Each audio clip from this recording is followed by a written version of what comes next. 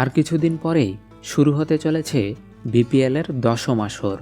ইতিমধ্যেই দলগুলো ব্যস্ত সময় পার করছে অনুশীলনে।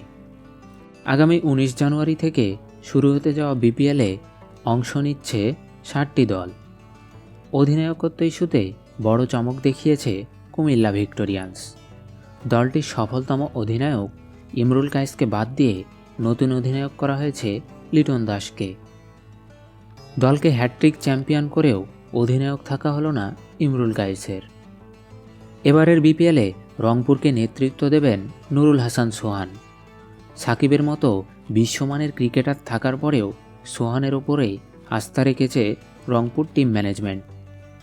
চট্টগ্রাম চ্যালেঞ্জার্সের অধিনায়কের দায়িত্ব পালন করবেন শোভাগত হোম।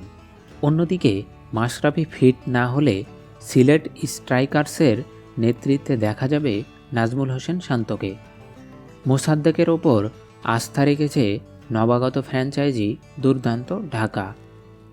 খুলনা টাইগার্সের অধিনায়ক হিসেবে রয়েছেন জাতীয় দলের অভিজ্ঞ ক্রিকেটার এনামুল হক বিজয়। তামিম, মুশফিক, মাহমুদুল্লাহ, মেহেদী হাসান মিরাজ জাতীয় দলের এই 4 জন সিনিয়র খেলবেন ফরচুন বরিশালের হয়ে। তাদের মধ্যে নেতৃত্ব দেবেন তামিম ইকবাল।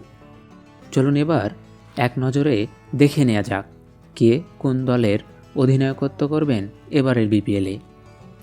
কুমিল্লা ভিক্টোরিয়ান্সের হয়ে অধিনায়কত্ব করবেন লিটন দাস। দুর্দান্ত ঢাকার হয়ে মোসাদ্দেক হোসেন সৈকত। চট্টগ্রাম চ্যালেঞ্জার্সের হয়ে শুভাগত হোম। সিলেট স্ট্রাইকার্সের হয়ে নাজমুল হোসেন শান্ত। খুলনা টাইগার্সের হয়ে এনামুল হক বিজয়।